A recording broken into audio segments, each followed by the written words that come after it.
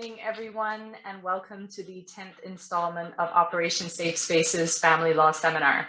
This evening, our presenters are Lisa Johnson and Chris Barry, co-founders of Been There, Got Out, who will be taking us through tonight's topic, the contentious divorce or separation, violence lives here, and that's the question.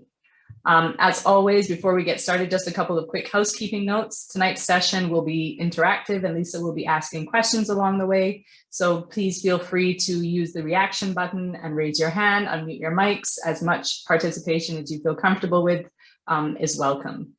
Again, the session is being recorded. So if you haven't already done so, but I think most have already, please fill out the consent form and return it for us. And don't forget to check us out on social media, both IG and Facebook at oss.246. And finally, we have one more session with you guys. We look forward to next week, Tuesday, which is our last and final topic, Barbadian case studies in family law matters. So without further ado, I'll hand it over to Chris and Lisa to get started.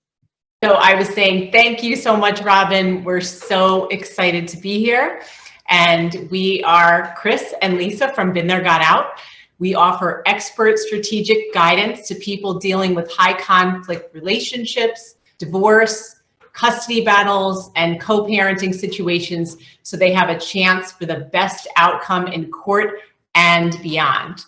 And before we start, we wanted to give you a little bit of information about our backgrounds. Also thanks, Robin. This was a long time in the making. We're very excited to be here tonight. So I'm Chris, as Lisa said and Robin said. I'm a certified high conflict divorce coach and also a domestic violence survivor myself. I've got a uniquely male perspective. There aren't a lot of men in these situations, and there are many that don't come forward. So there are more than it seems, but there aren't a lot that do come forward. So my own high conflict divorce took 3 years and cost $300,000. And at least half of that time and money were just completely wasted. With all that I learned, I eventually achieved a favorable legal outcome, preserving my role as a father to my 2 sons. And so now, a completely unanticipated career change in midlife, but my life's mission has become helping other abuse victims navigate these treacherous waters, especially in the legal system, to save time, money, and emotional energy, and also do a lot of advocating to increase awareness in the legal community. Okay, so I'm Lisa, obviously. I'm a state certified domestic violence advocate, and I'm actually in my 7th year in the court system, still going, still dealing with a toxic ex-husband. I've represented myself pro se successfully on both the trial and appellate court levels post-judgment through countless, dozens of appearances. And my case in the appellate court was published in the Connecticut Law Journal, March 23rd, 2021, and it's going to be used as legal precedent in the state of Connecticut. My live testimony and advocacy helped pass Jennifer's Law in Connecticut, which is only the 3rd state in America to expand its legal definition of domestic violence to include coercive control. And I recently started the unique legal abuse support group, which provides, again, expert guidance, support, and especially strategy to people around the world so that victims can keep themselves and their children as safe as possible. So Chris and I found that even though we are states-based, our clients are international, and that even when the laws differ, it's the same core issues that clients and attorneys have to deal with in court. So now, before we start, we first want to go over some of the goals for today in this session. We're just doing a little technology and getting our slide up, so it might take a few seconds. All right, so the workshop goals for today are, we want to talk to you first about the difference between what's considered normal and high conflict divorce. Then we're going to get into what coercive control really is and how it might manifest in the clients that you have. Then we're going to get a lot into dangers to children that are living in households where domestic violence is present. And then lastly, we're going to get into how you can help. Okay, so let's get started. All right, in high conflict divorce situations, you will have a very different type of client who is coming from a really different perspective. And often these people are victims of coercive control, which, like I said, we'll get into shortly. So Chris and I have the point of view, and I'm sure I think you actually had a workshop on this, that it really does take a team to deal with these kinds of clients. And we like to think of it as though it's a table. All right, sorry, I'm just making sure I'm on pace with the slides.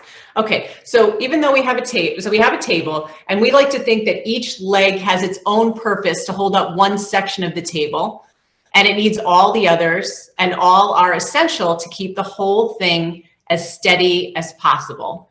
So to us, one leg is family and friends.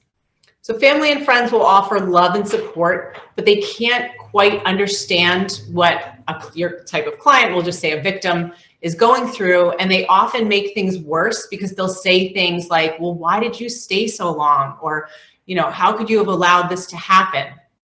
So, and I mean, the victim's already blaming herself or himself. And like I said, it's like chalk grading on a chalkboard to hear things like that, especially from people who love you.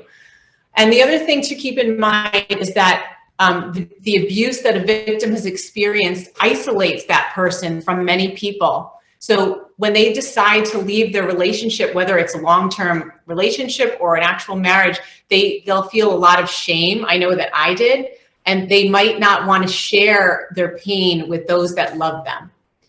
So these relationships, well, when they leave their relationships with other people inevitably change because people close to us often feel awkward talking about what happened.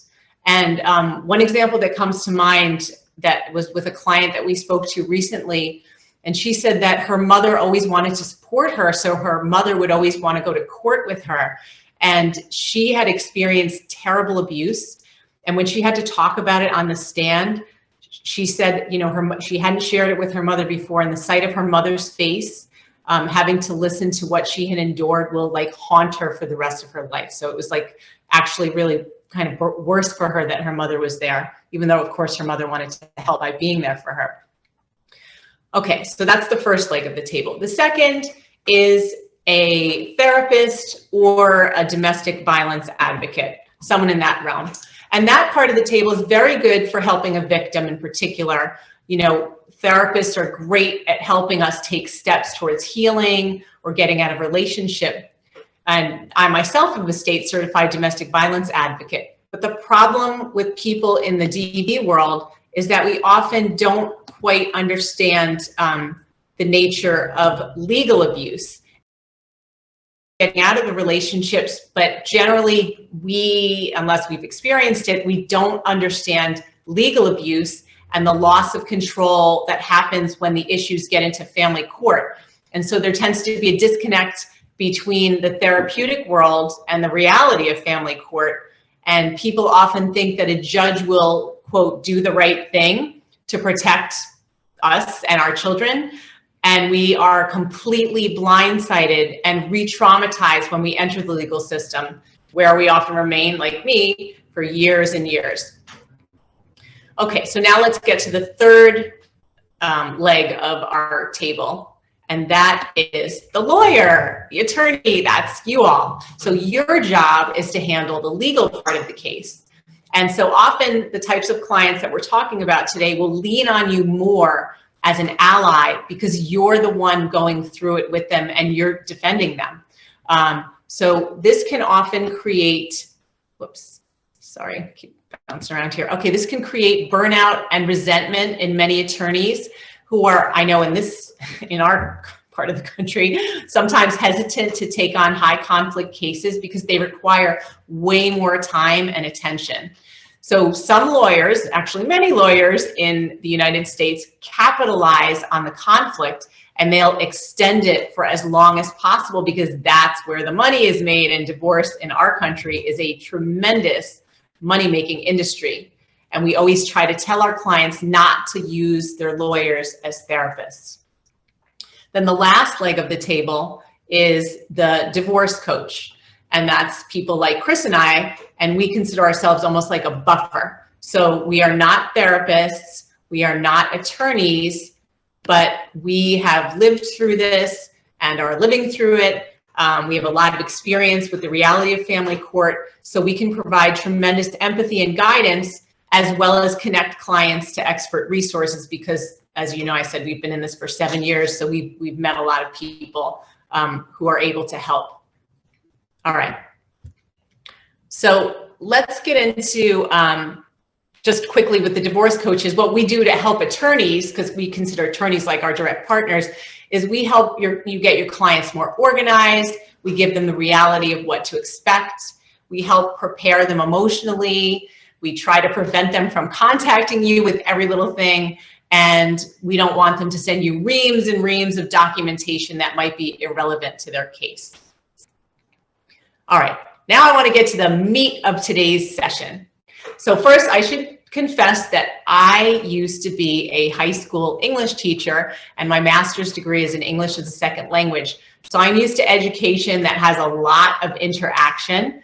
So I'm hoping that even though we're doing this workshop over Zoom, that you will give us as much input as you can, and you're free to put your responses in the chat section or to raise your hand. Now, I can't see the chat section, but Chris is monitoring it.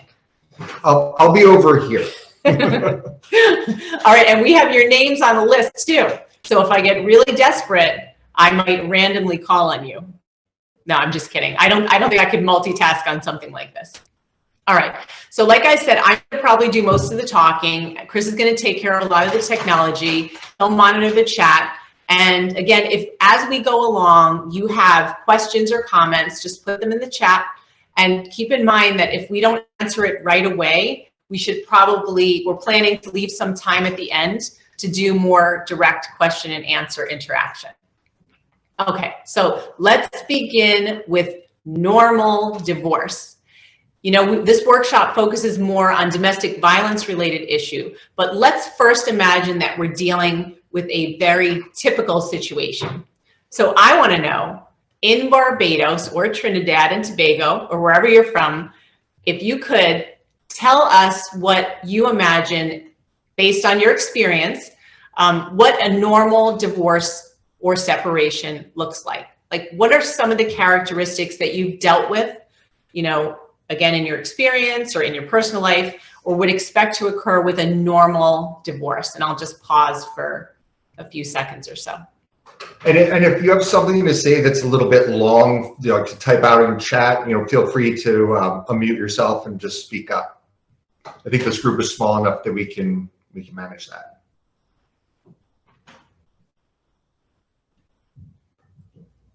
Come on, don't be shy. I know, we're going to be asking a lot more questions of you. Don't make Lisa call on you. Normal divorce. I know some of you are students, and I know some of you have been practicing, so I'm sure you've had experience. Tell me if you see anything. Tough crowd. I know. All right. I'll wait a few more seconds and I'll just launch into it. All right. They still quiet? Yep. All right, you guys. I hope you speak up a little more later. We're going to keep them after class today. You get detention. All right. So what is a normal divorce in our experience? Somebody just, the lamp just got in What? under the buzzer, said normal divorces aren't contentious. Uh-huh. Well, that's true. Well, sort of.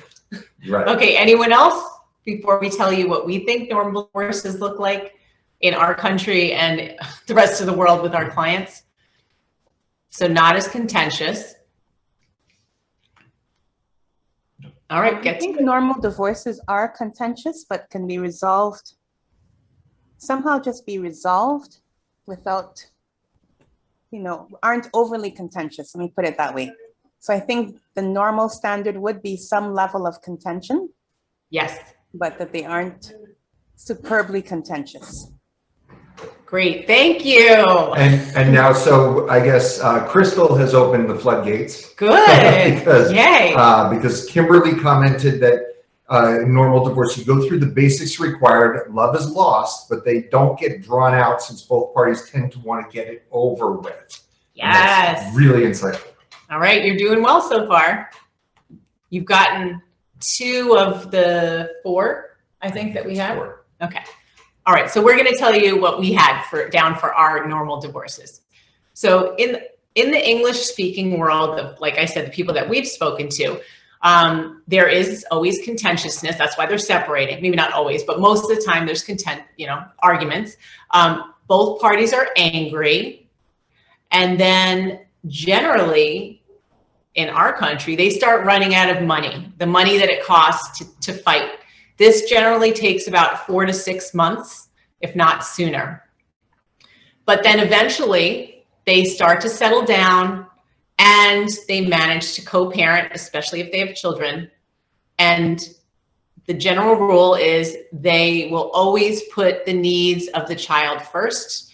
You know, what's best for the child, how to have the child or children be as healthy, happy, and unscathed as possible through this really difficult time. So,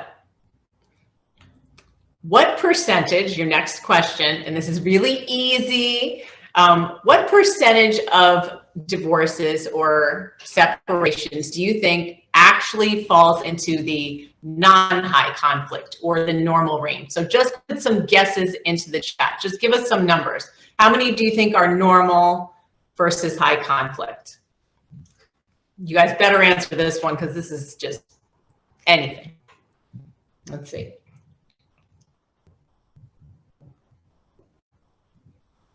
I don't know if it's a delay because of geography. There you go. 80%, 30% normal, 70% high conflict. Okay. And now Jeffter said 7 out of 10. I'm assuming that is 7 out of 10 are normal. Okay. Okay, so we have a range so far from 30 to 70, or Okay. 30 to 80. All right. Yeah. So far we see 60. Are you 25% normal. 25% normal? 6 out of 10 normal, so 60%.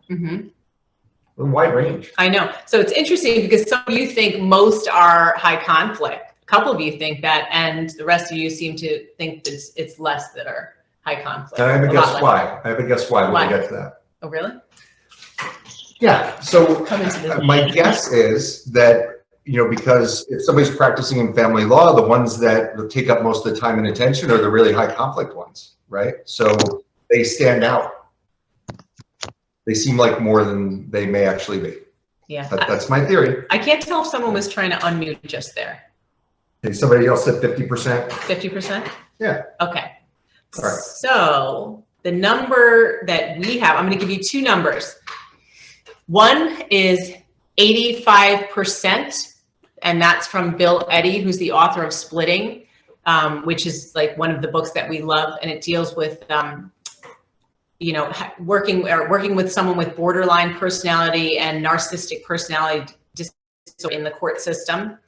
And the other number I just got a few days ago from an attorney who's been practicing for decades, and she said that actually 97% are normal. So the bulk of separations and divorces are considered normal and not high conflict, which to me is astounding because we have so many people with high conflict relationship that it's almost like I forget when somebody has a normal divorce and things have settled down and they're not still fighting. They're actually taking care of their kids and putting them first. All right, let's see. Okay, so because there is such a high number of what's considered normal divorces, that is the reality that most judges as well as attorneys expect.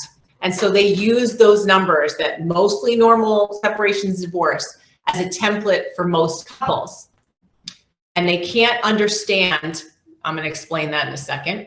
They can't understand why everyone can't just work it out. Judges feel like it takes 2 to tango. That's what the picture is.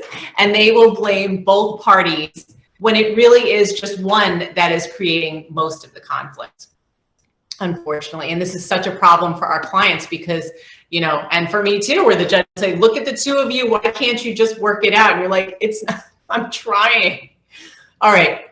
So I was wondering if you all have other labels that you use besides contentious divorce or high conflict divorce or bad divorce or difficult divorce? Is there like a standard term in Barbados or Trinidad and Tobago that you guys use, or do you use the same terms that we do?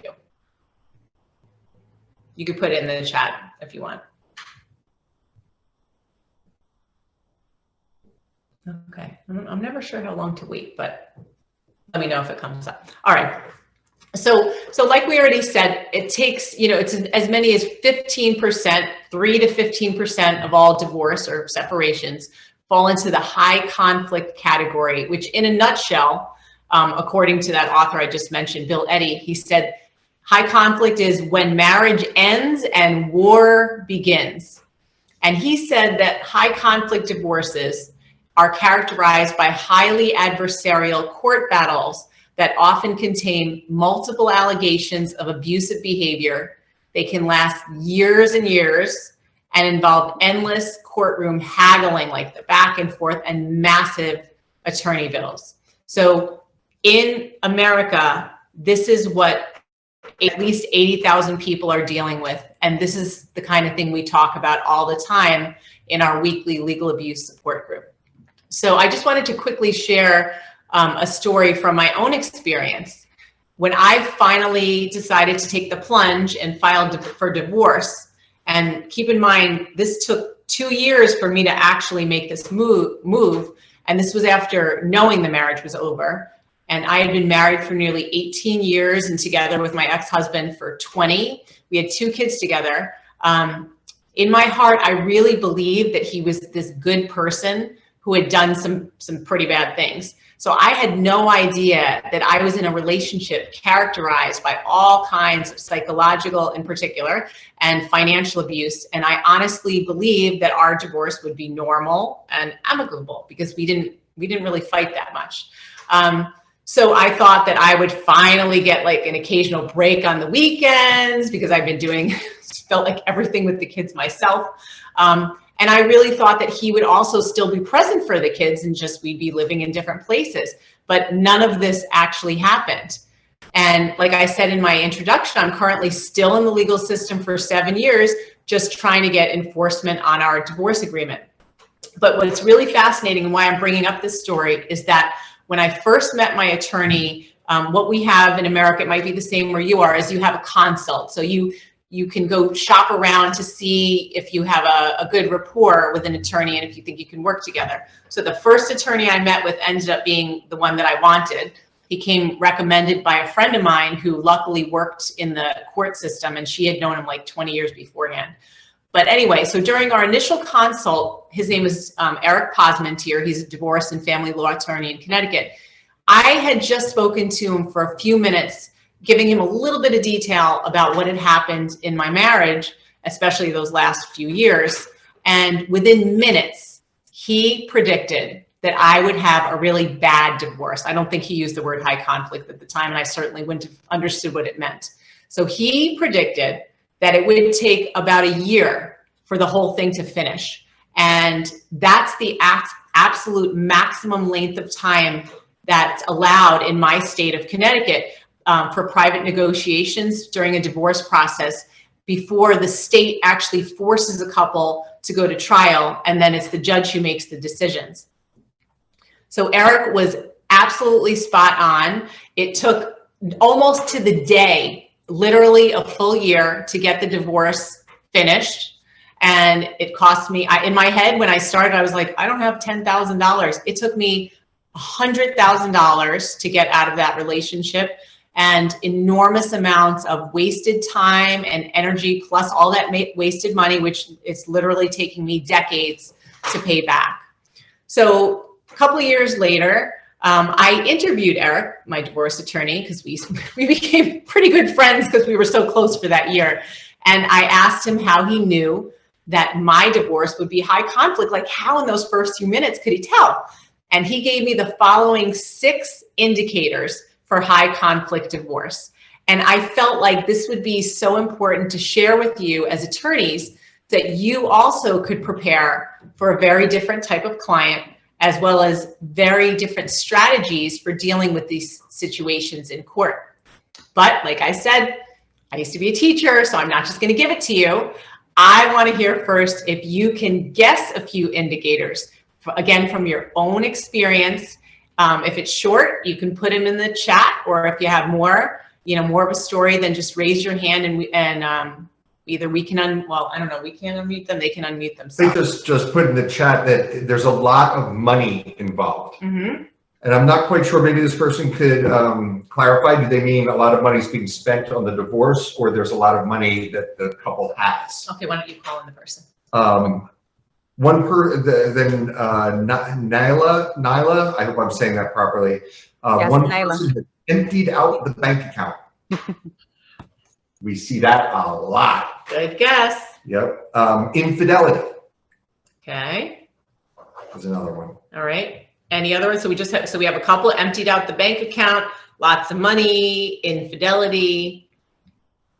There was physical violence. Okay. One partner was completely or heavily dependent on the other for financial support. Very good. Then there's one person is keeping the others away from the children. Okay. Then this one's also from Nyla. It's a refusal to let a partner see the children. So we just saw that. Disagreements with respect to custody. Absolutely. Substantial real estate. So I would assume that's an asset of the right. Of So again, property, money. All right. Should I wait a few more seconds? There's a few you haven't. We're going to end up keeping them late. All right, I'll wait 20 more seconds. Any other ones? False report of violence to the police. Interesting. False allegations. Okay. Well, false reporting. Yeah. All right. Extended family jumping into the arena. That's well put. I'm very visual, and I can imagine like actual jumping in. But like one of those jumping things they get at kids. Like a kids' bouncy birthday house. party, bouncy house. Yes. Yeah, but like a horrible bouncy house. Right. I know. Fear of offending the other person. Fear of offending the other person. Okay, that's interesting. All right, so let's go on. Okay, now we're going to get to it. So now I'm going to give you, so you guys definitely touched on a couple in here, and now we're going to share with you Eric Posmentier's 6 indicators of high conflict divorce. Okay, the first one, nobody guessed it. It's denied or unaddressed addiction. All right, and I thought this was really fascinating. He said that someone who abuses drugs or alcohol or is an addict of any variety, like gambling, sex, porn, etc., if they have admitted the problem and they're working on recovery, it's completely okay. Like if they are dealing with it, it's fine. However, on the other hand, a partner who refuses to acknowledge the problem is highly likely to have impaired judgment. So when people have impaired judgment, they behave in an irrational way and not even in their own self-interest. And this is where we see people doing crazy things, spending more money than they have to try to destroy the other person, destroying relationships with their own kids. And a lot of it can go back to denied or unaddressed addiction. Okay. Next thing, according to Eric, is mental health issues. So these are actually a common root cause of high conflict behavior. A lot of times in our world, people will talk about narcissistic personality disorder, borderline personality disorder, that sort of character disorders. And the reason why is because high conflict people like that will prioritize hurting the other person and maintaining control. And so they will disregard the consequences of their actions. Often they never consider there will be any consequences to their actions. And the other problem is they often find attorneys with their own mental health issues, and they together will support very reckless legal strategies. And this is something I found in my own situation. My ex-husband has gone through several attorneys. Many have been just like him. And I keep thinking, he's spending so much money. It's even more than the amount he initially owed. And I think the lawyers are just feeding him. And I've seen, you can imagine, in the courtroom. All right. So next one, number 3, and this is 3 and 4 sort of go together, but these are ones that you guys touched on, and this is denial of financial responsibility.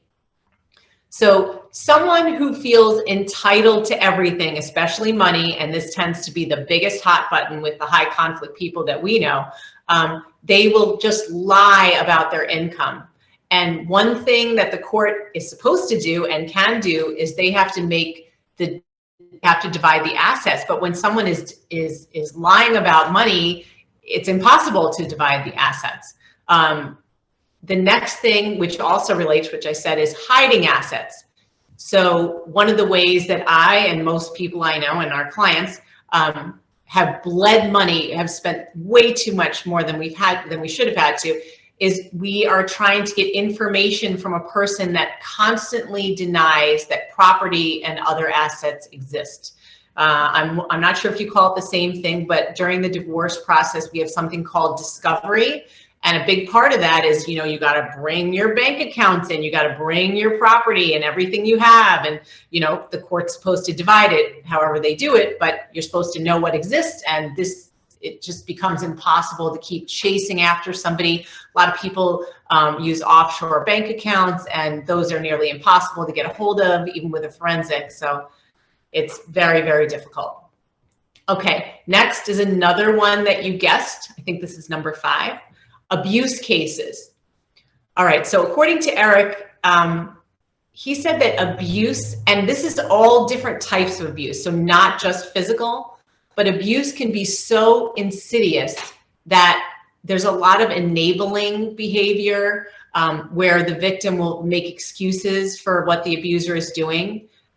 This also falls into the category of emotional manipulation. I mean, you got to think of, how much the other person's gotten away with. Many of our clients will say, oh, he's like, I believe too, like, oh, he's really a good guy. I don't think he's going to, keep this conflict going. Not true. And the other thing that interferes is codependency. So, and these are much deeper issues that we can't really get into here, but that's just like emotional manipulation, and enabling, and codependency. And lastly, and this to me is one of the biggest indicators, is anger that does not subside. So as we mentioned earlier, a normal divorce involves anger, but the anger ebbs as time passes and the bills mount, especially legal bills. Former partners often will just get over it and, look to the future. But high conflict cases, the end of the relationship triggers generally intense feelings of abandonment, and the abandonment turns into rage. So if someone has already been separated for a while and they come to you and say that their ex is just getting angrier and angrier, that should be a big warning sign, red flag. All right, so now you should be able to see some of the predictors that we've found that my wonderful attorney used to predict my situation for separations and divorces that are headed for this extended, bitter legal fighting, because they usually involve at least one, and usually it's just one, high conflict personality. Okay, I'm not sure. I want to pause here before I move on to the next thing. If anyone has any general questions or wants to say anything, I'll just wait like a few seconds because I'm ready to keep going. Let's just wait like 15 seconds. All right, also, as I'm talking, feel free, like I said at the beginning, to put whatever comments, thoughts in the chat, and Chris will take care of it, and we'll get to it later, hopefully. All right, so now I want to focus more on the victims in these relationships, because these are your future clients, and so that you can know what to expect when dealing with them and why, and especially try to be more sensitive to the issues that they're struggling with, because so many of these people are in life or death situations, even when their physical safety isn't at risk. So there's so many bruises that you're not going to be able to see. And this leads us right into what coercive control is and how it manifests in the type of client that you will be dealing with. So many people associate abuse with just the physical, including me at the time. And they often have no idea what they're dealing with, especially. You might be frozen. Oh, shoot. Okay, Just a second. tell me if you can still hear me. We can hear you. Okay, Oh, I'm not frozen. okay. All right. So they have no idea what they're dealing with, especially after being in a relationship where these types of behaviors have been normalized for quite some time. And before I tell you, as usual, what it is, let's see what you first know about coercive control. So who's heard of coercive control? What do you know about it? There are coercive control laws in the United Kingdom, and there have been since I think about 2015. So I'm assuming you probably know a little bit more than us. So just put it in the chat or raise your hand if you want to unmute. I'll give you a few seconds. Anything about coercive control? Someone said I haven't heard about it before. Okay. That's like most of us in America too. Like I said, Connecticut's just the third state to pass coercive control laws, and I had no idea what they were before I got involved. And we're in this field, and we hadn't heard of it until what, a year and a half, 2 years ago? Yeah, Maybe a little kind more. of, yeah. COVID, who knows? I can't keep track of time. Okay, anyone else? Nothing about coercive control? All right. Nope. I'm getting to it. Put the slide up, Chris. All right. So coercive control, the best definition I've found, and this is according to Women's Aid, they did an article called "What is Coercive Control?" And coercive control is not a singular act. It's a pattern of acts of assault, threats, humiliation, and intimidation or other abuse that is used to harm, punish, or frighten a victim. So this controlling behavior is designed to make a person dependent on the perpetrator by isolating them from support, exploiting them, depriving them of independence, and regulating their everyday behavior. So Robin, you can see it up in the chat though. I mean, not the chat. You can see it on the slide, right? Yes, we can. Okay, good. All right. So I had said I'm going to still keep talking. Don't worry, we're going to leave the slide up for a bit in case you want to copy down the definition. So the term coercive control was first publicized by author Evan Stark. He actually, when we did testimony for Jennifer's Law, which deals with coercive control, he was the speaker right after me, and I was just like, wow, I've got this celebrity talking. So, but anyway, so he's this author. He had a book called About Coercive Control. And he describes coercive control as violence used with a number of other tactics to basically create a world where victims have every move checked against an unpredictable, ever-changing, and unknowable rule book. Sometimes we think of the term, what is it? Changing goalposts. Like you never know, like you think this is what I have to do. No, this is what I have to do. This is what I have to do. Just keeps changing. So for victims of coercive control, it's like that all the time. And like I said earlier, coercive control cannot be traced back to a single episode, like a physically violent episode, which leaves proof in the form of marks or bruises. But instead, during the process, a victim becomes brainwashed about what's okay, what's not okay, and they will internalize these ever-changing rules to adapt their behavior to survive. And you have to keep in mind that this doesn't just affect a partner in a relationship, this affects children. And when we did our little spot on Morning Barbados yesterday, we talked about how a lot of people compare this to a sense of walking on eggshells. Like everything you do, you just have to be so careful because you never know what's going to set the person off. So coercive control traps people in abusive relationships. And the main intent of it, what an abuser does, they use coercive control to suppress conflict. That's the number one reason. They want to keep it to be no conflict. They want to be in charge and they don't want anyone to argue with them.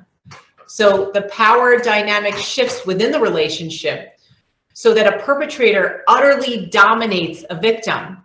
And a victim will often say that they feel like they can't even think straight or have the ability to make simple decisions. And I've seen this, I remember in an early support group that I went to, there was a woman, and I saw it, this is the first time I saw it, but it happened many times after this. She said she had a hard time deciding, once she was free of her long-term marriage, like she wouldn't even know what to order on a restaurant menu. She didn't even know what she herself liked anymore.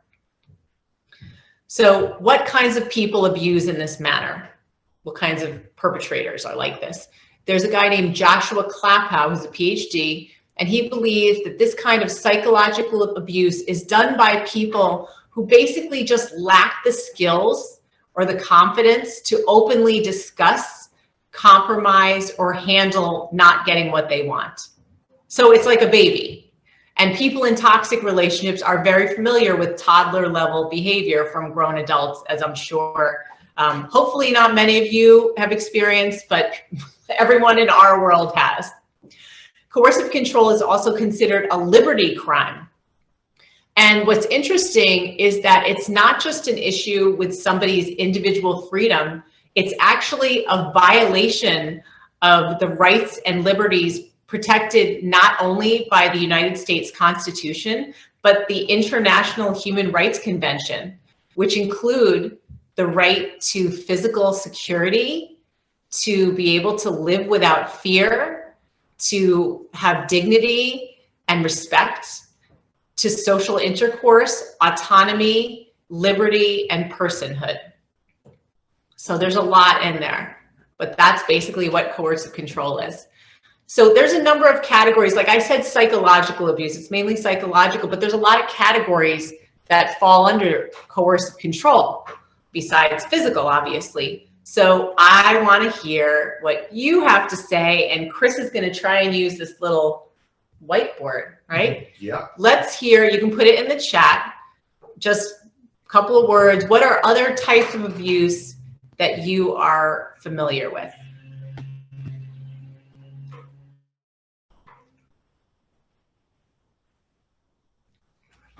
Okay.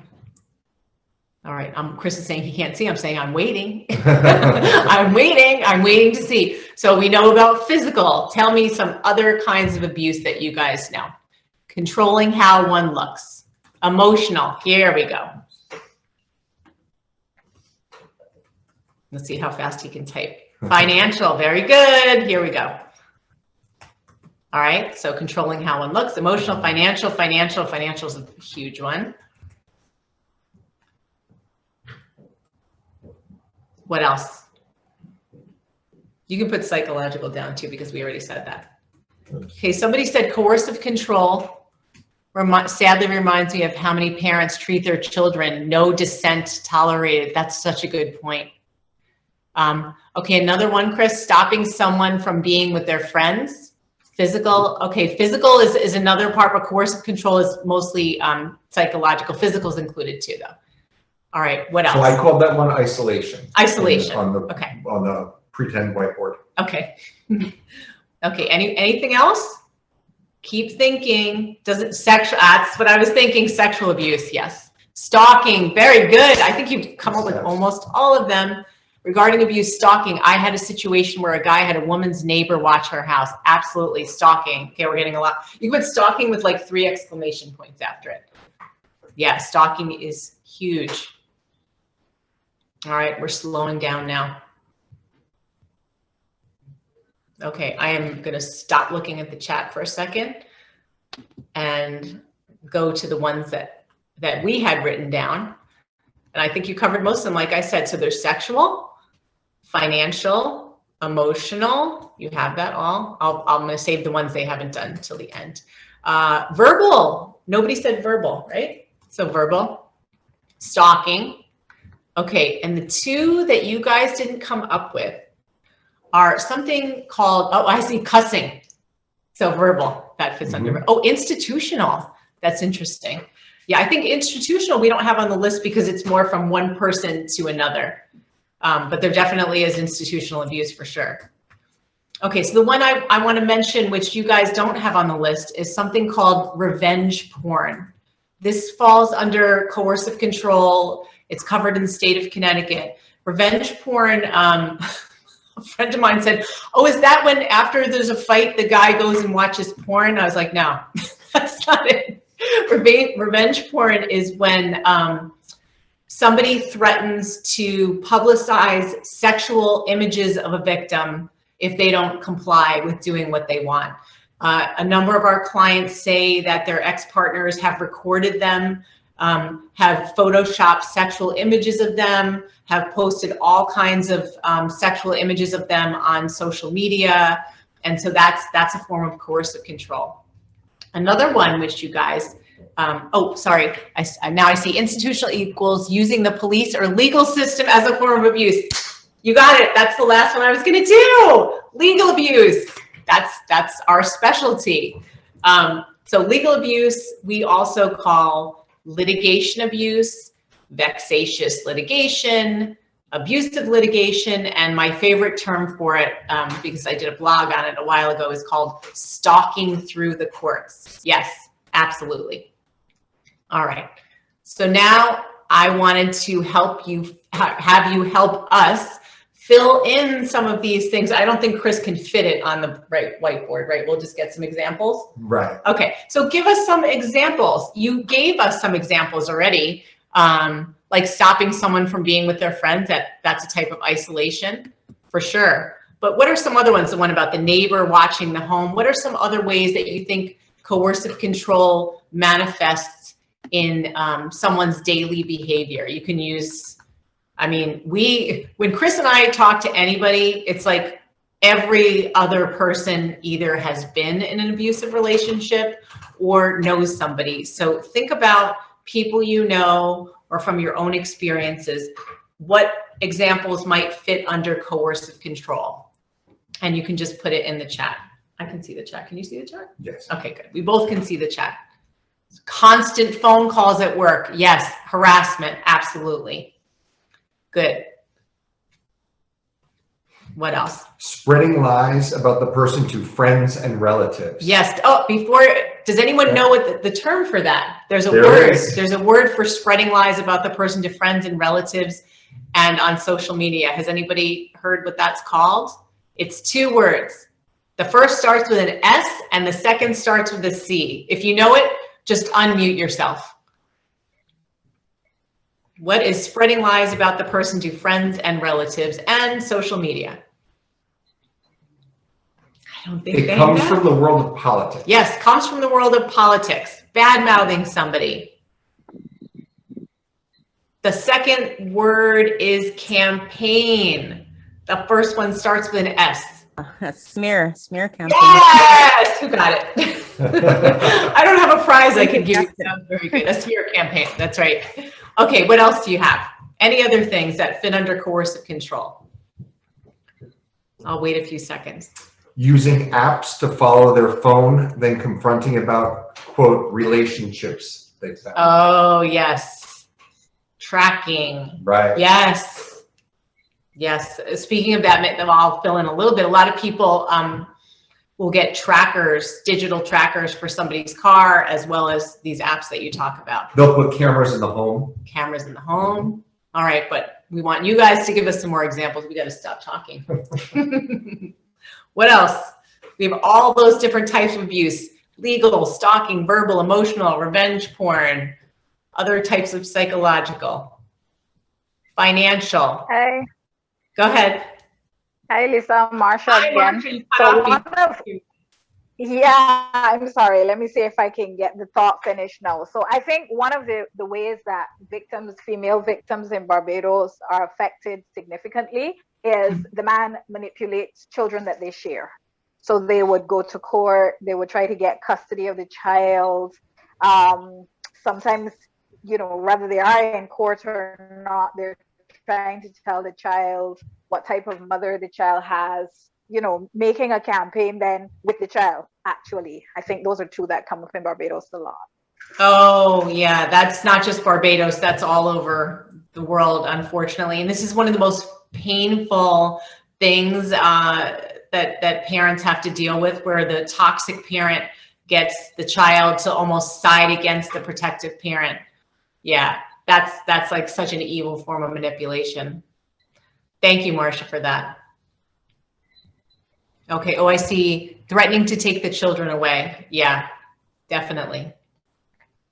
Okay, I'm just looking at the time, so I want to keep going. But some of the things that we had on our list were restricting the victim's daily activities, hurling insults. Oh, I hear one. I see one here. Insisting that there's only one bank account which only one spouse has control over. Yes, definitely. By the way, financial abuse is present in supposedly 99% of domestic violence cases, which is crazy. Another thing with financial abuse is giving a tiny allowance to the victim, so they often don't have enough to take care of the house or feed themselves and their children. Okay, we talked about intimidation, monitoring what the other person does with their time. I think that relates to the thing with calling them all, checking up on them on work, depriving another person of food. Canceling credit cards, absolutely. Destroying your possessions. We talked a little bit about isolation before, so isolating you from friends and family, gaslighting you. We're going to get into that in a little bit. Constant criticism. A really common one is also making a lot of jealous accusations.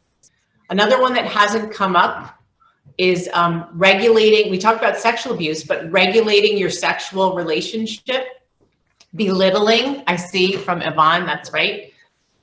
Yep. Another one is depriving someone of access to help, even medical assistance. Okay, and again, remember, this isn't just to a partner, this is to children as well. And so one of the things you'll notice in clients like these who have been subjected to coercive control is that they will, we call it, they'll either freeze or appease. So they either don't know what to do. It's almost like they're paralyzed. And that's what we talked about before, where it's hard for them to make decisions about things, or appease, where they basically just give in and give in until they're completely destroyed. A lot of people's physical health is very affected by coercive control and all kinds of abuse. All right, so now we're going to talk a little bit about how coercive control manifests in a client. So what you'll see by the time they get to you. All right, so the typical personality of someone who's been experiencing coercive control is they are absolutely terrified. They will often feel that so much is already against them. They've often been unable to find proper support. Many victims don't even understand that they've been abused because, like I said, coercive control is not mostly physical. And they will often come to you and they will minimize the abuse. They'll say, well, I wasn't hit, so it's probably not that bad, and this happens all the time. A lot of them will also feel like they're in this impossible situation. They're not really sure whether it's worse to stay or leave, especially when they have kids, because if they stay, they feel like they can at least protect their kids, but by staying, everyone's physical and psychological health is harmed. Another thing is that they're often victims of gaslighting. And just for the sake of time, I'm not going to interrupt and ask you. I'll assume that you don't know what gaslighting is, but loosely defined, gaslighting is when somebody does something to make another person question their reality. There was a movie, I think it was from the 50s, called Gaslight, that was a great example of this. So the abuser will put forth what we call a false narrative, which makes a person doubt themselves and their own perceptions.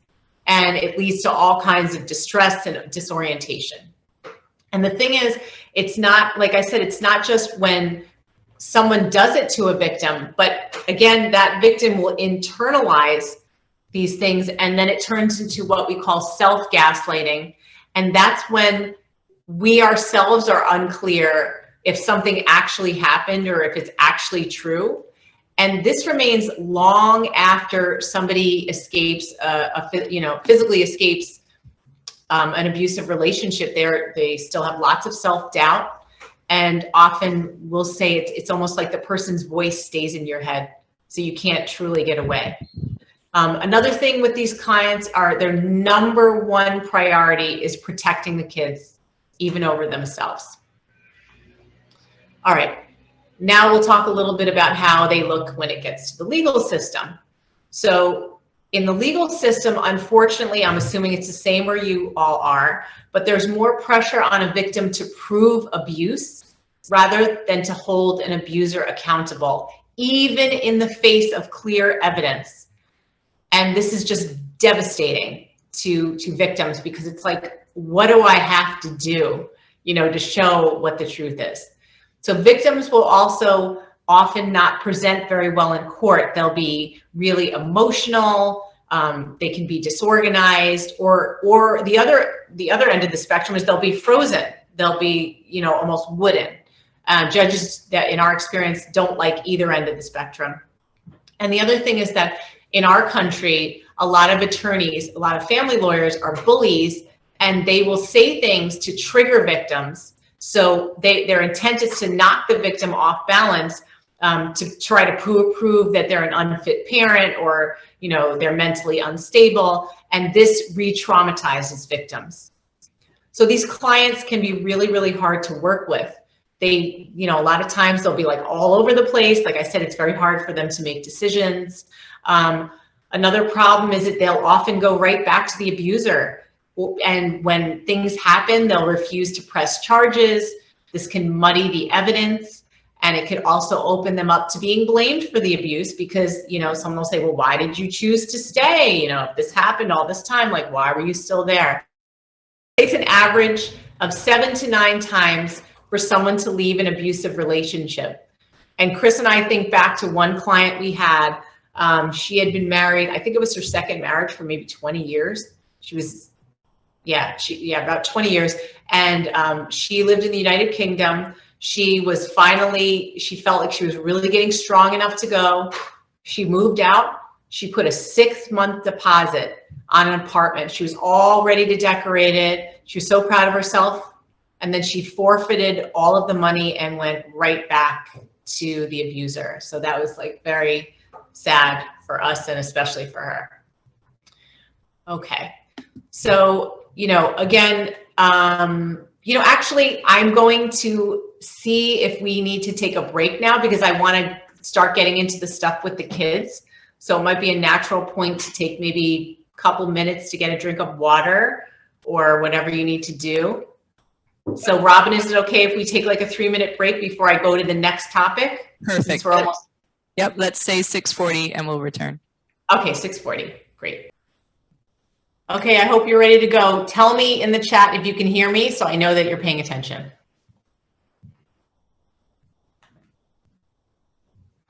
Yes. We got a yes. Okay, thanks.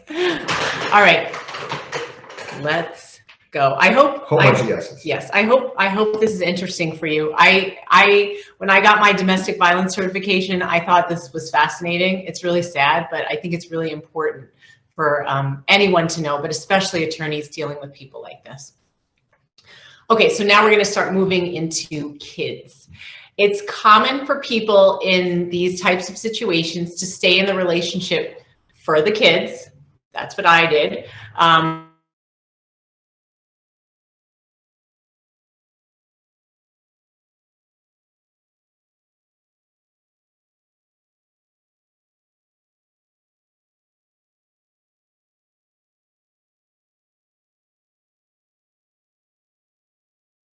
Instagram lately. We have a very active. Sorry, Lisa, we lost you at staying for the kids.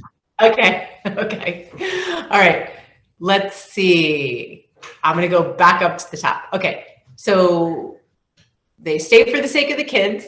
It's flawed thinking, because staying in an abusive relationship shows our children that these kinds of relationships are not only acceptable, but they are normal. And they are not normal or acceptable.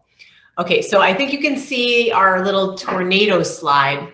And this is a slide that I created for Instagram, because we try to put content on there every single day, and we have a very active, engaged audience.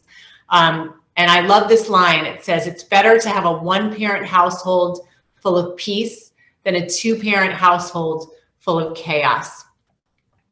So most people, keep in mind, of course, we know this, people getting together never fathom that things will end. Like, nobody enters a relationship expecting that that it's over. It's going to be over. And especially after having children, there's often more of an incentive to stay in order to keep the family intact. That's what I said. My ex used to use that for me too. You know, he'd say, you're going to break up the family if you leave. And I didn't want to be the one to cause that kind of destruction, especially for my kids. So people believe that in homes where abuse is occurring, that if they stay, they can at least shield the children to some extent from the abuse. But this is really a catch-22 because abuse is likely to escalate over time, and physical abuse never occurs without emotional or psychological abuse being present first. So the thing is that when a person leaves the relationship, there's a whole other set of problems which most people don't realize as they're getting out. And the main thing is the loss of control for the victim. So people often choose to stay until the kids are old enough to fend for themselves. But like I said, there's like a variety of other problems. So now we're really going to get into the nitty-gritty of what the dangers are to children. But clearly keeping kids in these types of situations is unhealthy for them, not to mention for you. But what is the actual impact on children? I was gonna, maybe we have like a couple minutes to ask this question. I was gonna say, before we give you a bunch of statistics, we are getting into a lot of statistics, pulling from your own personal experience or professional experience, what have you seen, what results have you seen in how kids growing up in homes where domestic violence is present are affected? So if you wanna share or just put it in the chat, like what do you know about situations where people have chosen to stay for a while? How has it affected kids? How do you think it affects kids? I'll wait a few seconds.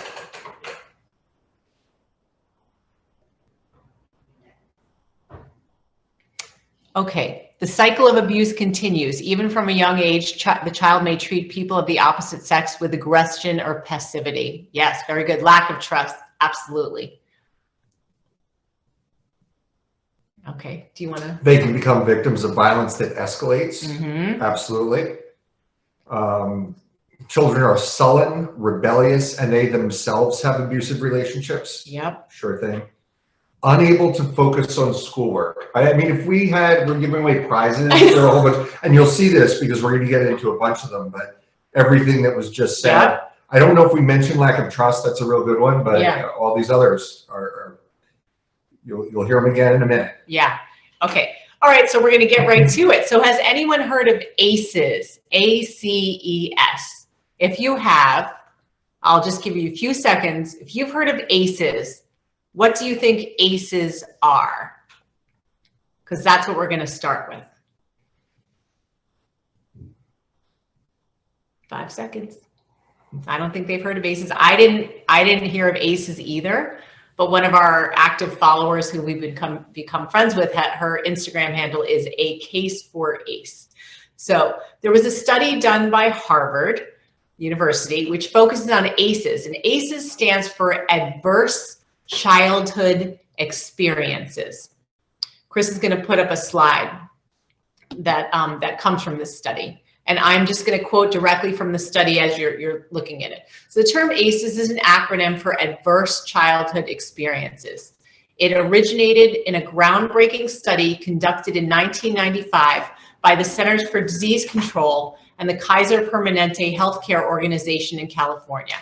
In that study, ACEs refer to 3 specific kinds of adversity children faced in the home environment. So various forms of physical and emotional abuse, neglect, and household dysfunction.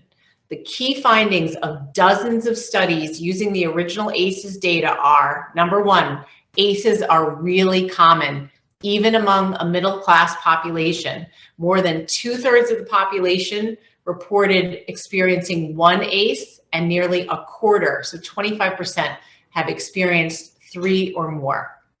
Okay, number 2, there's a powerful, persistent correlation between the more adverse childhood experiences experienced and the greater the chance of poor outcomes later in life as well, including dramatically increased risk of heart disease, diabetes, obesity, depression, substance abuse, smoking, poor academic achievement, time out of work, and early death.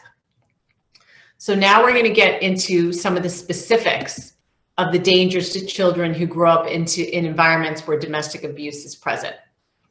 All right.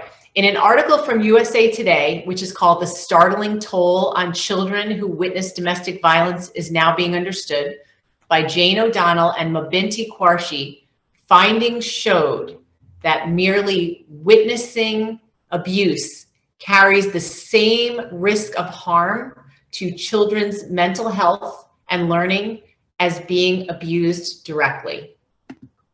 So sometimes people will say children are witnesses to domestic abuse, but we say no, they are victims.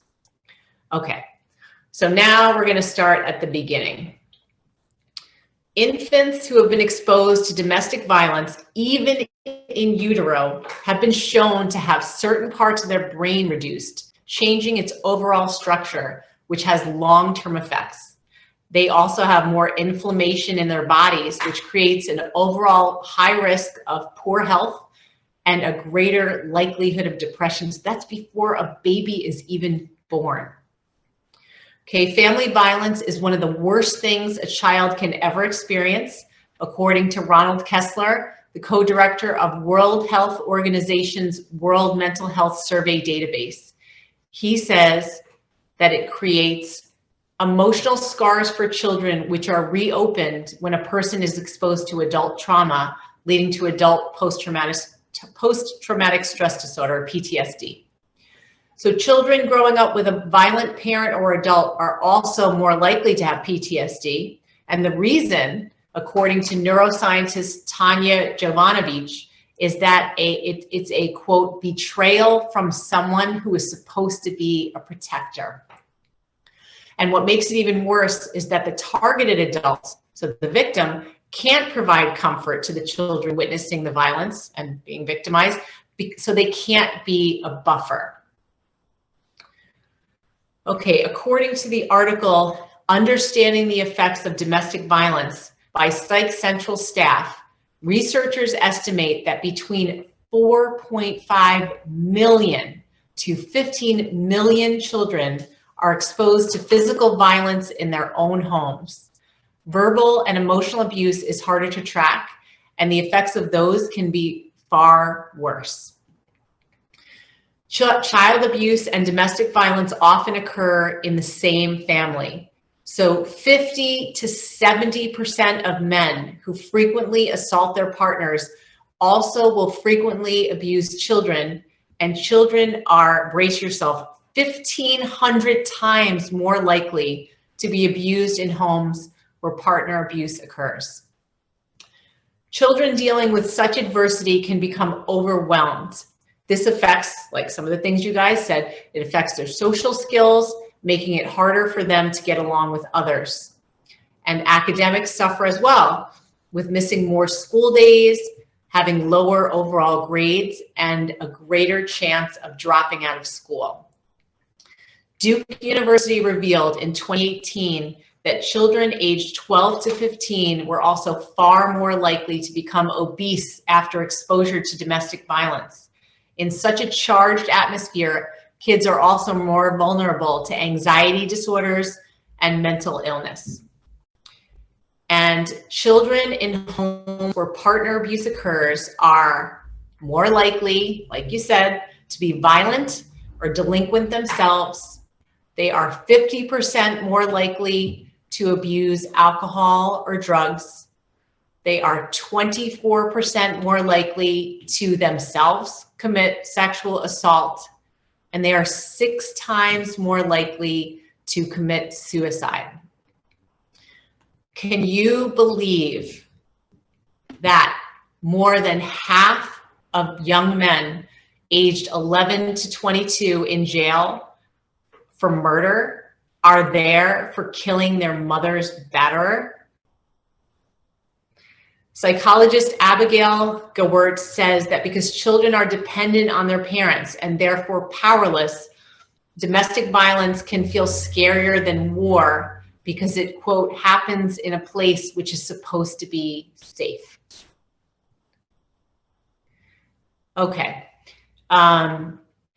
So what happens when a victim finally leaves and actually attempts to get his or her children out of the situation? And here we have a quote. I have to give credit to Marcia for telling us this quote. And this is, a piece of the father is better than no father at all.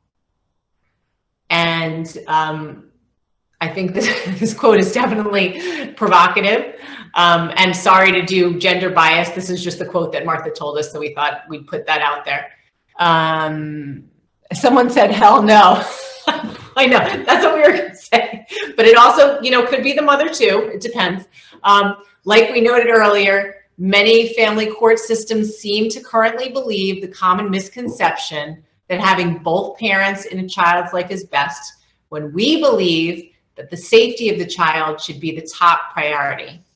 And currently in America, unfortunately at this time, parental rights supersede children's rights in family court. I'm assuming it's probably similar where you guys are.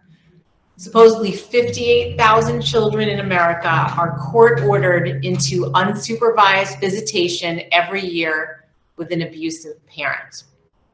So how can we protect these kids as well as your clients dealing with these situations? Okay, before I tell you, what do you think? What are some ideas you have either practiced or believe might be best way for you as an attorney to help a client?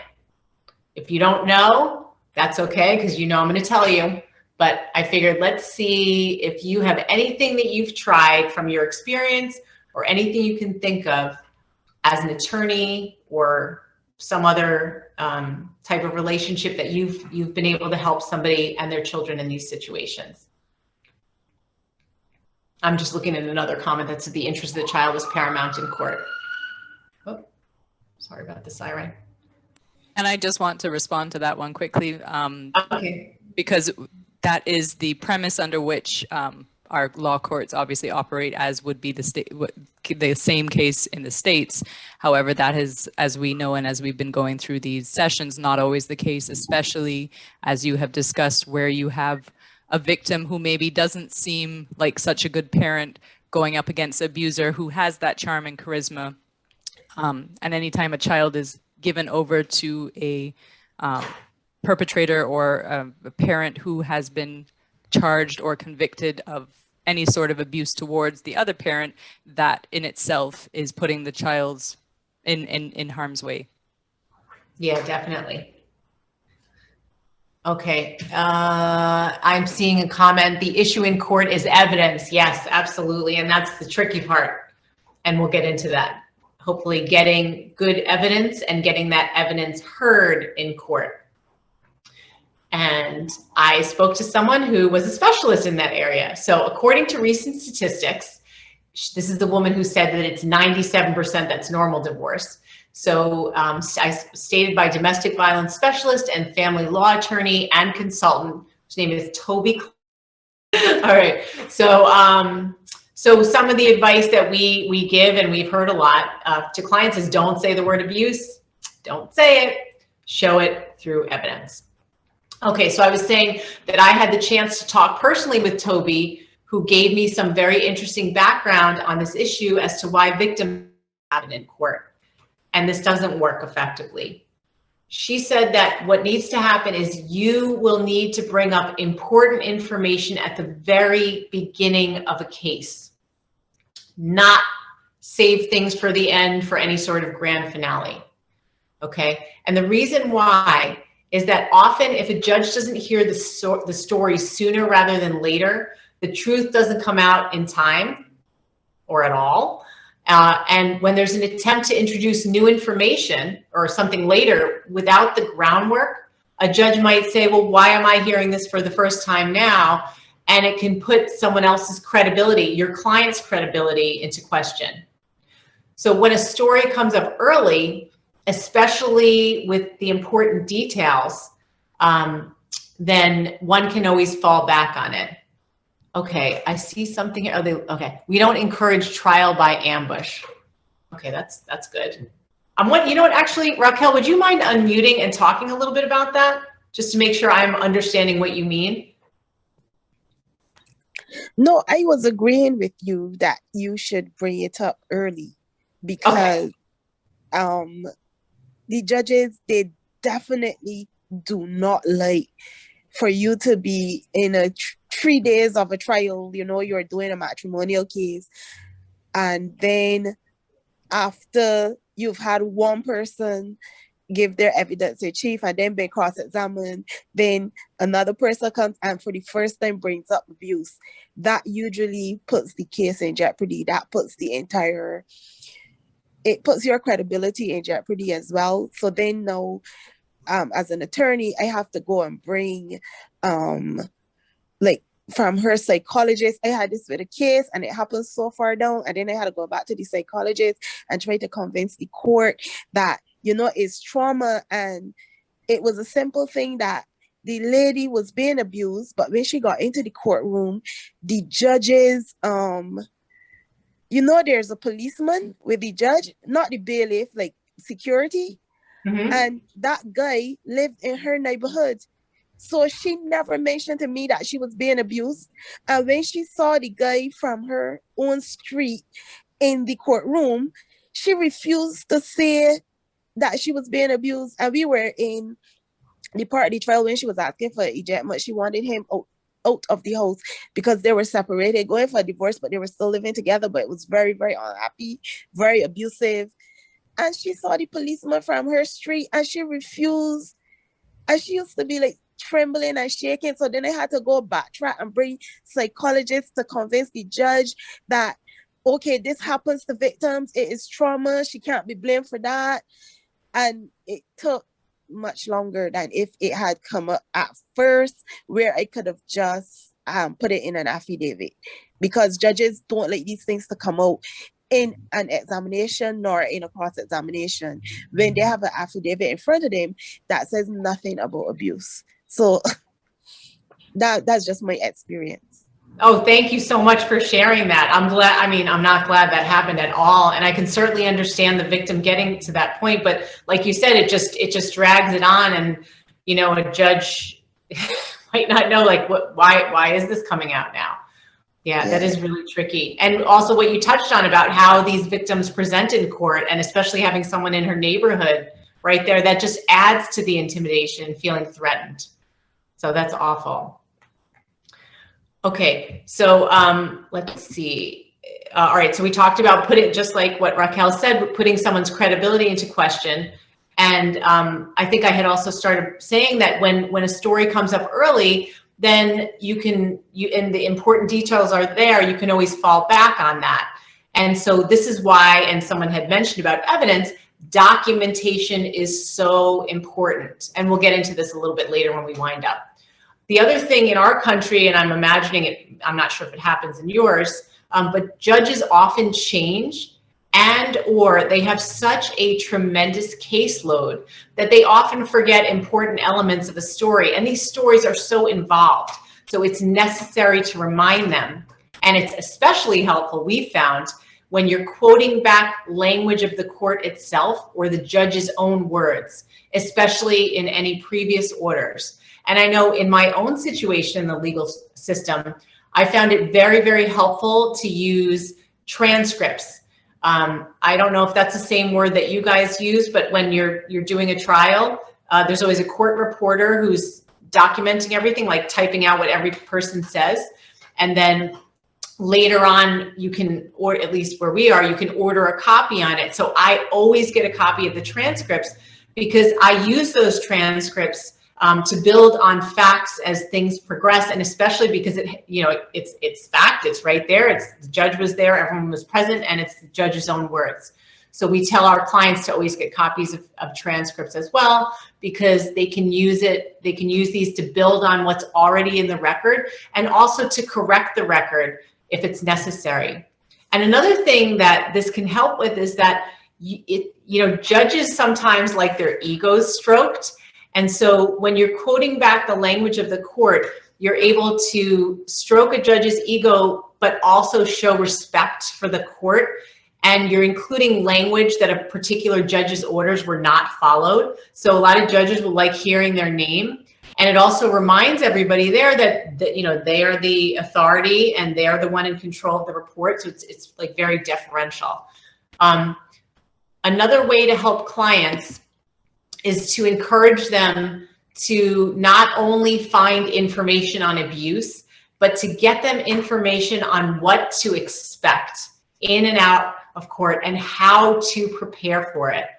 So keep in mind, I know you know this, but most people have never been in court before, let alone been in a legal battle or the war that is divorce or separation in a high conflict situation. And like we said before, a lot of people will freeze up on the witness stand, especially in the face of opposing counsel, who, like we said, they often will bully them and trigger them. So we tell our clients, and you should as well, like, this is a strategy. This is used all the time by divorce attorneys. And as an attorney, you could practice role playing with your client beforehand so that they're not blindsided. Another thing you can do is to help provide clients with potential questions they might be asked and practice how to answer the questions. So I'm going to refer back to my own wonderful divorce attorney, Eric Posmentier. He was the one who gave the indicators of high conflict divorce. And before I was on the witness stand, he gave me some tips on how to answer questions. And one thing he said was to only answer the question asked, because I, as well as many other people, have a tendency to talk and to fill the silence. And that's what these opposing attorneys want. So Eric said, you have to be quiet. Just answer the one question and that's it. Okay, I see somebody wrote something long. Do you want to read it? I can. Oh, I'm sorry. While I'm showing a slide. Okay. All right. So I'm just going to read it because Chris can't say it. Let's see. So Anya said there's also difficulty in getting the court to understand how past abuse still affects the victim. Very often the approach is to try to put it all aside and ask the parties to move on. Oh my gosh, same where we are. Clients almost always believe they are starting at a disadvantage when that happens. Absolutely.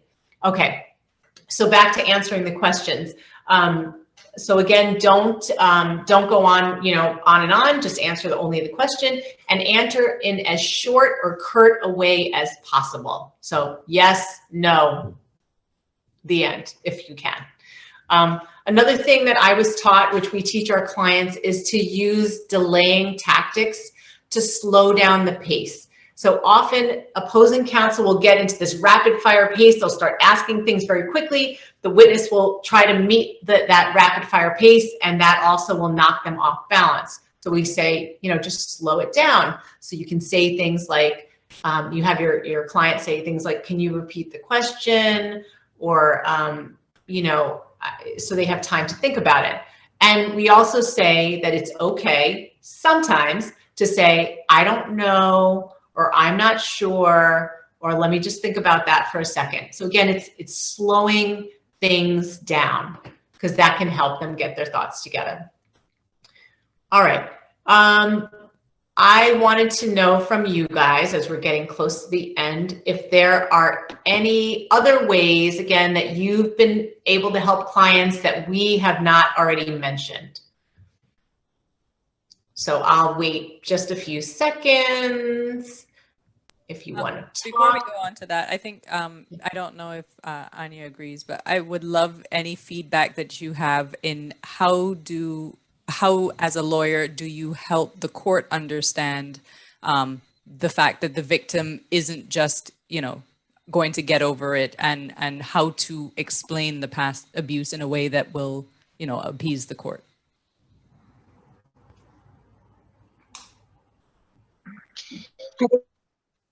Evening. Well, first is knowing your judge. knowing the personality of your judge and then explaining the circumstances to suit. There's some judges who, I mean, in my experience, nobody's ever really totally dismissive. But there are some judges that will want to get past it and move on. There are others who are going to be amenable to listening. And what you then try to do is, in communicating with the judge on the other side, get orders that help to keep the parties as far apart from each other as possible, help to minimize contact between them. If there are children, even if it is not necessarily a problem, even if your client says it's not necessarily a problem for her to take the children to him or for him to bring children to her. Hello? Okay. You still ask for third parties to intervene, let grandparents be the meeting point, that kind of thing. Because clients just usually feel powerless, and in some cases they don't even understand what it is that they're going through. Okay. Anya, sorry you cut out for me. I don't know if I cut out as well. So I heard the last part of what you said, but I think Chris. Yeah, and Raquel put in the chat, I thought this was really interesting, that a psychologist or psychiatrist reports, and that sounds very well intentioned, but what we found is, if somebody's a narcissist or some sort of other toxic personality type, they're likely very manipulative, and they've been practicing since they were adolescents. They're very, very good at fooling evaluators. So those people can have value, no question about it. But just as often, they can have some unpredictable results, and they can fool the evaluators, and it can just end up being a whole bunch of wasted money that doesn't prove anything. Yeah, So at least in our country. Yeah, it's tricky. It's tricky. Okay, well, I was thinking more so to have the victim evaluated, because the court would have both parties evaluated at the court's expense. So that would not necessarily be something that I introduce. It is okay if the court asks for that report, and you can have your client agree to be evaluated, understanding that you can always say, well, if the person is a narcissist, and you can try to bring that evidence. But what I'm talking about is when something is going on, or when something has happened to a traumatized victim, and you can have the victim evaluated and explain to the court that that person is a victim of a narcissist, or that that person has experienced trauma, and then try to, because there are normal things that happen, like that even the court will understand. For example, the court will understand if you say a child was a happy and well-adjusted child, but now we have a 12-year-old wetting her bed. We have night sweats and night screams, and children, they really do show these things when there's a situation with trauma, when there's dysfunction. It is very easy to track the changes in children, to keep the record of them, and to have someone like a psychologist or a child counselor from their school or one of their teachers to record the changes. But the thing is, you have to put that evidence before the court, and you don't even just have to get the other parent or the victim to say it. If you can get a teacher to say, well, I this child was at school for 5 years, and then after 2-3 years we see a change in behavior, that has some influence before the court, because it's evidence that the court is looking for. And so long as you can provide the evidence and concentrate on evidence around the victim, rather than trying to prove that the perpetrator is a bad person, but you just show the victim, show their changes in behavior, show their trauma, they're at work, their hands are trembling, they're all of these things from trusted people at church, a counselor, that kind of person, and is a little bit more persuasive to the court than just getting the evaluation for both parties, for a narcissistic person to just fool the evaluator. So I found, as I said, evidence, and more evidence, but you just really have to try to get your mind around what evidence you can bring, and as much evidence as you can amass, the more convincing it will be for the court. Yeah, that's excellent. I'm so glad you talked about specifically, I mean, a lot of what you talked about, but I honed in on how you said, Raquel, that it's not so much about like labeling or proving that this person's abusive, but rather the effects, especially on a child, of the changes, you know, wetting the bed or having night terrors or night sweats, and especially getting people involved who have been witnesses, you know, like teachers or counselors or people who know their child really well and can come to court and talk about it. It's different in America. We have a lot of clients who say that, you know, the child's teacher will verbally tell the protective parent, you know, I'm really concerned about your child's behavior. I'm witnessing all this stuff. But then when they get called into court, they don't want to be part of it. They're like, you know, some schools actually forbid teachers from getting involved in legal matters with family cases. So it sounds like it's certainly hopefully better where you are, where members of the community really rally together to hopefully protect children in these situations. Well, what I have found is effective for me is because, you know, the court is closed and it's very, when children are involved, it's very intimate. I find that it's much easier to get a court order. So I will tell the judge, before I do anything, I will tell the judge, look, the teachers, they've witnessed this, they've witnessed that. And then I would get the parent to ask rather than just jump the court order on. I would get the parent to talk to the teacher, and then I would get a court order and go through the school, like the principal and that. And so I would also allow them to, obviously before they go in, they would have to send an affidavit. So I would just we just try to make it, you know, not formal, not scary, but I mean, it's easier for them to explain, okay, I got a court order. The judge said she wanted to hear me. Right. And so I'm going to go and talk to her rather than I'm going to go and get myself in the middle of a matrimonial cause or something like that.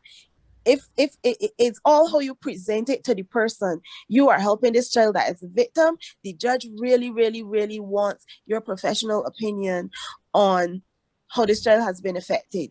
And usually when you coach it that way, you get, I found that I get more cooperation that way. And because again is you know, is very casual. Well, in Barbados, I mean, in Trinidad, when I used to practice before, in Trinidad, when you go to family court, it was like you go and you sat in a like living room.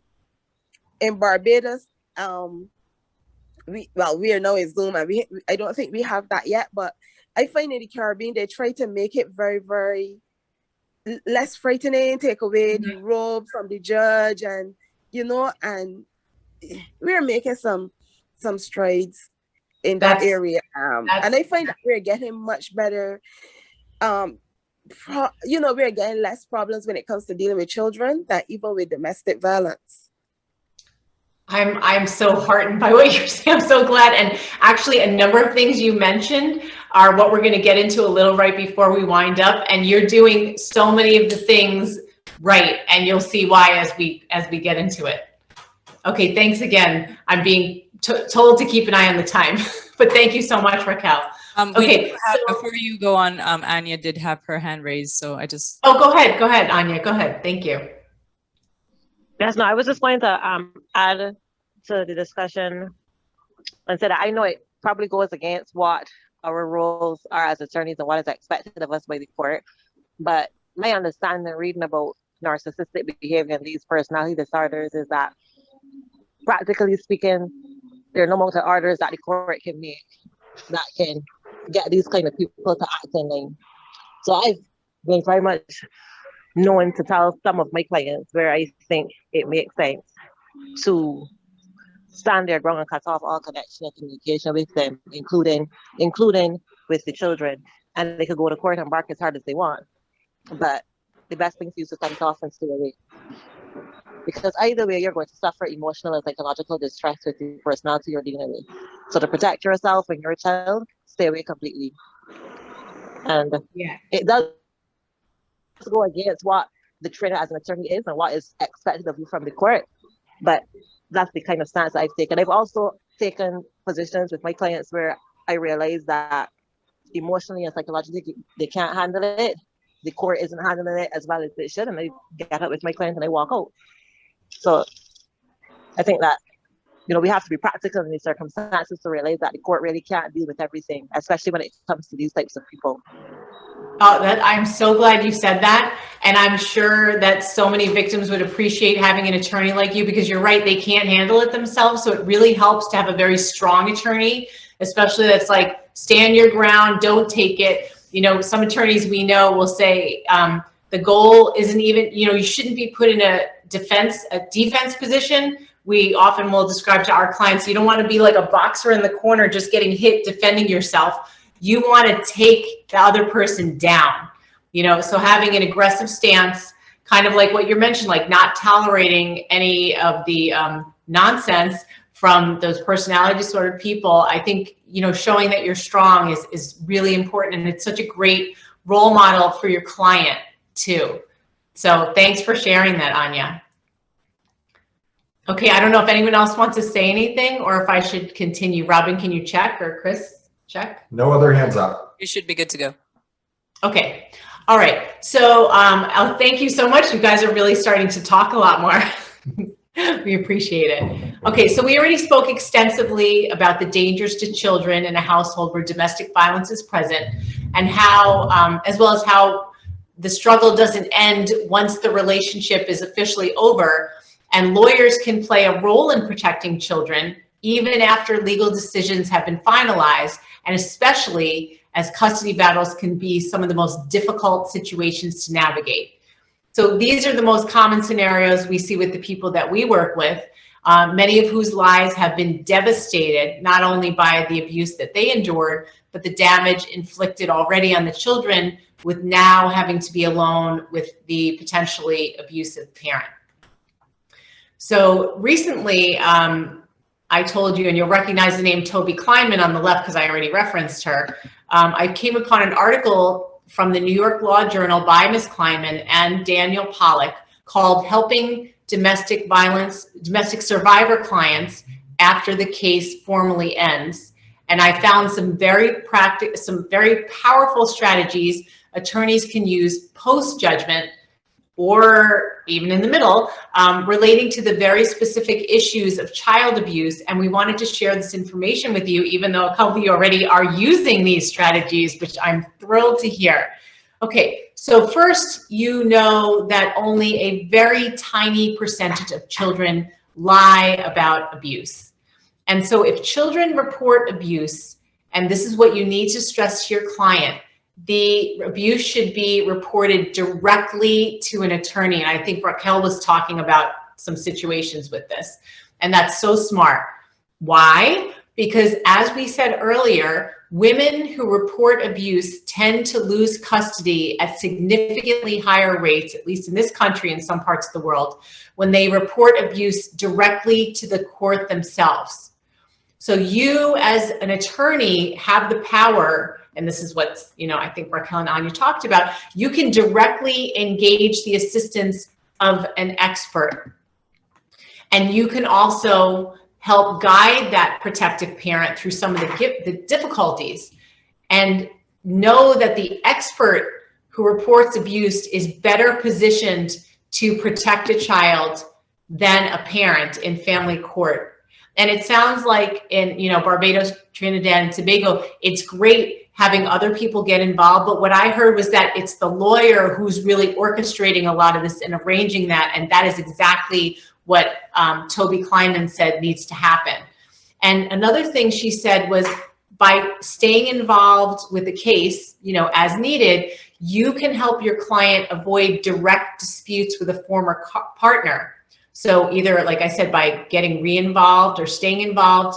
One of the things you can do, one of the best ways to communicate, is to do it in writing to opposing counsel. So, and you should do it as issues arise, especially in regard to children.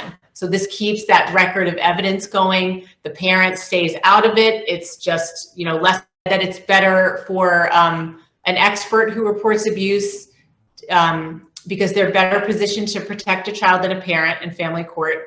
And I don't know if you heard this part, but I just said it also helps a client avoid direct disputes with a partner, a former partner.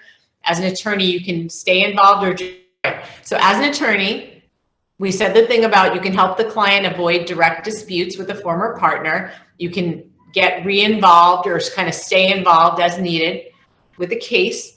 And one of the best ways is also to communicate in writing to opposing counsel on issues as they arise, especially in regard to children. Did you hear that? Yes, we did. Okay. I was like, oh no. All right. And keep in mind that domestic violence victims who use attorneys are way more successful at obtaining protections, even on their own, just by having that assistance. And so you need to know that according to that article, staying involved as an attorney, even on a limited basis, can make a huge difference. Okay, so before we start to wrap it up, I wanted to go back to that table symbol and address the fourth leg where I talked about divorce coaches, because I know that divorce coaches, specially trained in high conflict, are generally hard to find even in America. So you're probably thinking like, well, how are we going to get that fourth leg? So we're going to say there's us, but there's also ways that you can help your clients on your own, by filling in some of the gaps or through local resources. So the three areas that we generally work with our clients on, we already talked about a little bit, but we just wanted to tell you that these are the things that we take care of that help clients the most. And I'm pretty sure that, you can find ways to do it if you can't find a high conflict divorce coach like us. So the first one is presentation. So again, we talked about how important it is for a client to present well in court, also to lawyers, judges, psych evaluators, custody people, that perception plays such a huge role in these kinds of cases. And again, like what was already said in the chat, the clients often begin at a disadvantage because they are reeling from the effects of coercive control. So like we said, they really need to present as well as possible so that they appear to be the reasonable parent and can be viewed as the most credible. The second thing, so documentation. In America, there's the notion that people should just document everything, but this is just way too much for one person to handle, and a judge especially does not want to hear all those details. So we said that clients often bog their lawyers down because they're not really clear on what's important when presenting a case to court, especially involving custody. So here's an area that you can help your clients, determine what you need when presenting a case to court, especially regarding custody. Okay. And then the third thing, which I think you can see the slide for with the kids and the little homemade telephone, is strategic communication. So this is something we don't have time to get into in detail with this session, but this is a two-pronged approach which helps the client document evidence while effectively communicating with the other parent. And it's writing in a style that's acceptable to the court. And it also helps lay down the foundation for protective parents to defend themselves against a claim which is used in many abuse cases in America and at least parts of Europe. I'm not sure how common it is over there, but it's called parental alienation. Okay.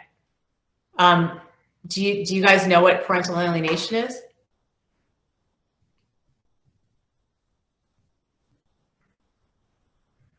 Robin, can you hear me? Yes, we can.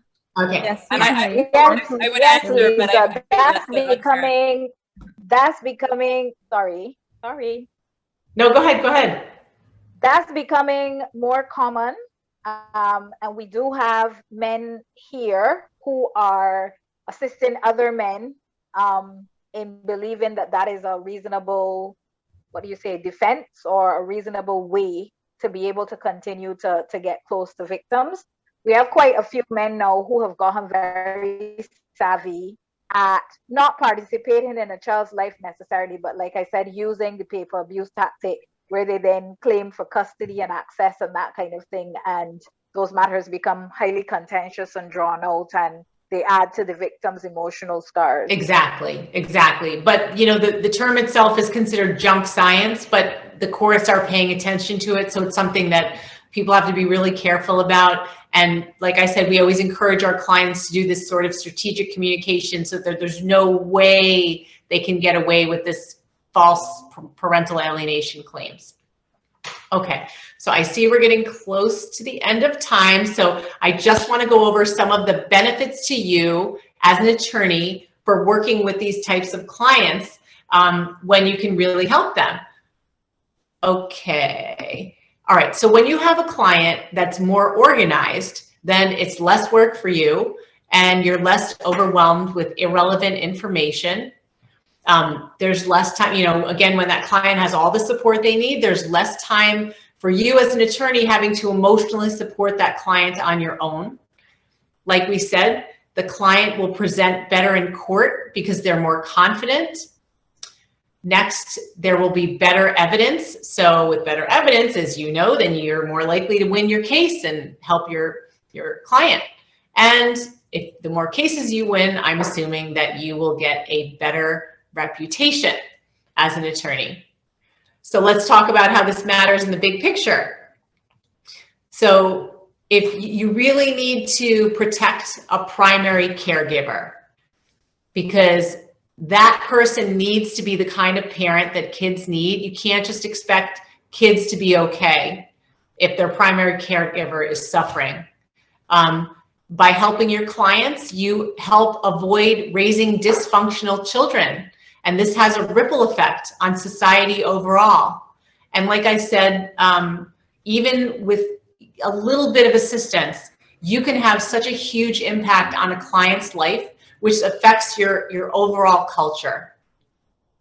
So before we wind up finally, I just want to review and make sure that we covered what we promised at the beginning. And then if anyone has any questions, we can stay on longer and hop on to answer those. So let's just go back to those original goals. Again, we said that we wanted to cover the difference between normal and high conflict divorce. Hopefully we've done that. We said that we wanted to cover coercive control and how it manifests in clients you have.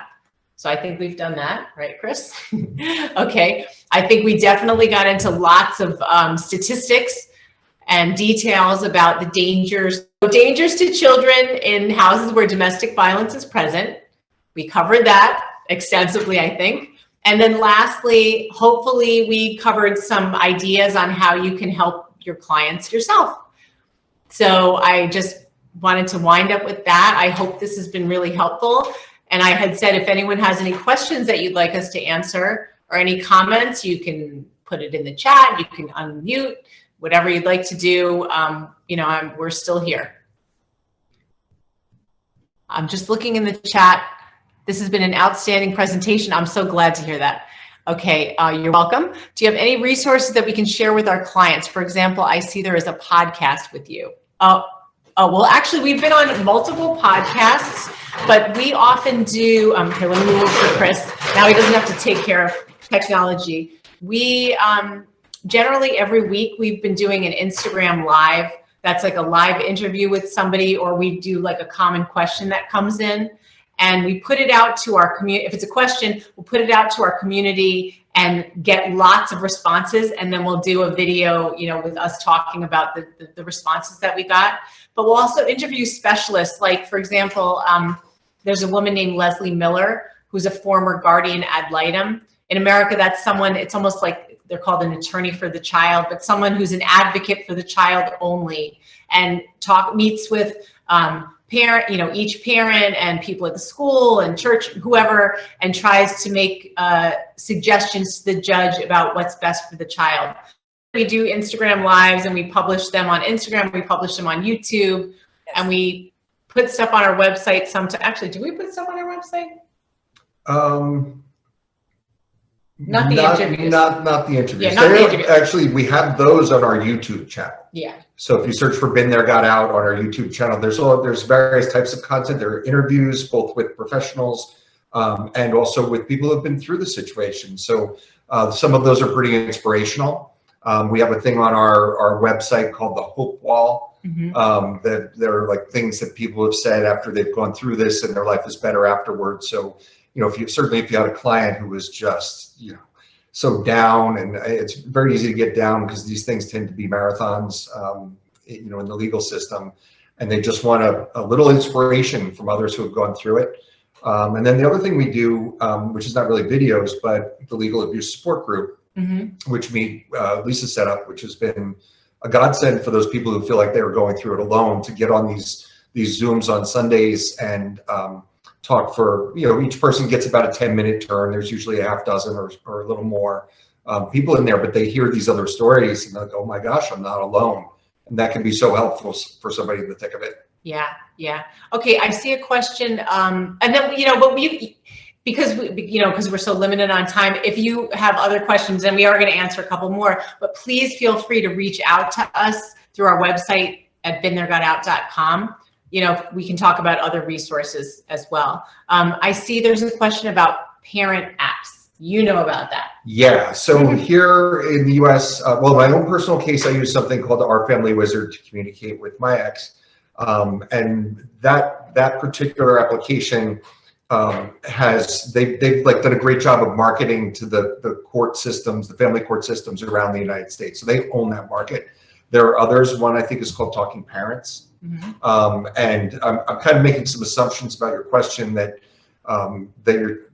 it was geared towards this thing. But what Our Family Wizard is it has a calendar, has a knowledge base of like what shoe size is your son, and but the main thing is it has secure email that can't be altered or deleted. It has a record of when it was read, that sort of thing. What about the tone?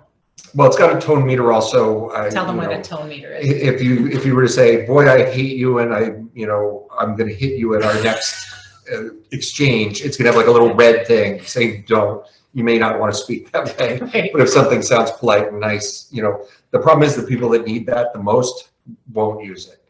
So it is a feature, but it's not an important feature in my opinion. Yeah. Yeah. I will just say regarding the parenting apps, it's not something that is used or common in Barbados, but they are available overseas. And I think it would be important that, you know, people are aware of their functionality and the possibility of integrating them here. Obviously, the ones that have calling features may not work locally, but as you said, the messaging system and the inability to delete messages once sent is very important. Yes, and I can't, you know, I'm a little bit of a technology person despite all the glitches. I think that's our connectivity. Yeah, I think so. But I don't see any reason that app would not work in Barbados or really anywhere. And it is really, really helpful. And one thing we didn't get in today, other than just to scratch the surface, was strategic communications. And Our Family Wizard is great for that. Yeah. Okay, so I don't know if anyone has any other questions. Robin, you want to take it from here?